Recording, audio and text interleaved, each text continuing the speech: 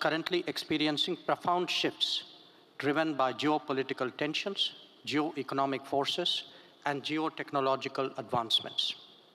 They all have sweeping implications. As we look ahead, there are both immediate and systemic challenges and opportunities arising from them. Even as we address those, let us be clear that the world is inexorably moving towards real multipolarity. In such a scenario, the SCO will only become more important. But its true value would depend on how well all of us can cooperate amongst ourselves. We have already had discussions about that within the SCO. The same extends to the extended family. Speaking of challenges, terrorism would surely rank foremost for many of us. The truth is that it continues to be used by nations as a tool of destabilization. We have had our own experiences with cross-border terrorism. Let us be clear that terrorism in any form or manifestation cannot be justified or condoned. Harboring terrorists must be strongly condemned.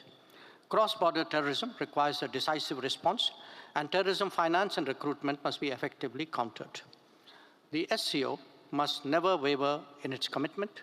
We cannot have double standards in this regard.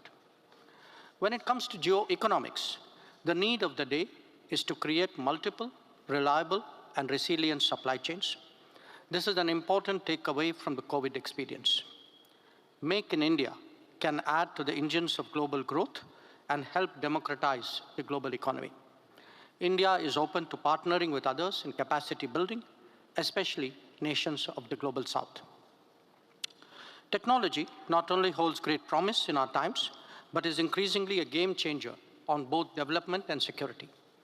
The digital era needs more trust and transparency. AI and cybersecurity raise crucial issues of their own. At the same time, India has shown that digital public infrastructure and digital financial inclusion can make such a huge difference. Both were discussed during our SCO presidency. But today, they can also expand the scope for international cooperation and involving SCO members and partners. Excellencies, while standing resolute on challenges, it is equally important to actively and collaboratively explore avenues of progress. The current global debate is focused on creating new connectivity linkages that would better serve a rebalanced world. If this is to gather momentum, it requires the joint efforts of many. It must also be respectful of sovereignty and territorial integrity of states and be built on the foundation of non-discriminatory trade and transit rights to neighbors. For the SCO extended family, we flagged the progress made on Chabahar port recently through a long-term agreement between India and Iran. This not only holds great value to landlocked Central Asian states, but also de-risks commerce between India and Eurasia. While on the region, let me also speak about Afghanistan. We have a historical relationship between our peoples that is the bedrock of our ties. Our cooperation covers development projects, humanitarian assistance, capacity building, and sports. India remains sensitive to the needs and aspirations of the Afghan people.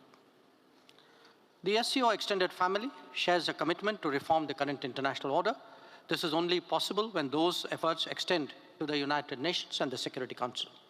We hope that in the near future, we can develop a strong consensus on the way ahead. Excellencies, India has contributed significantly to enhancing the economic agenda of the SCO. We have institutionalized mechanisms like the SCO Startup Forum and the Special Working Group on Startup and Innovation.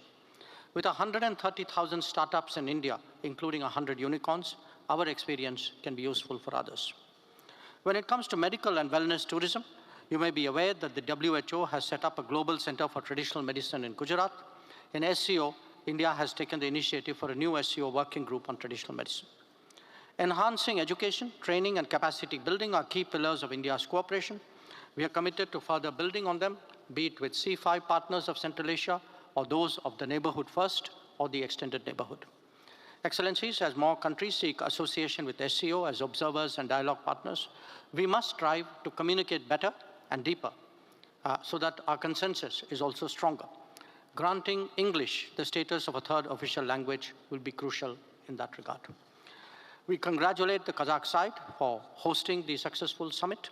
As Vishwa Bandhu, or the friend of the world, India will always strive to deepen cooperation with all its partners. We also extend our best wishes for the success of the upcoming Chinese presidency of the SCO.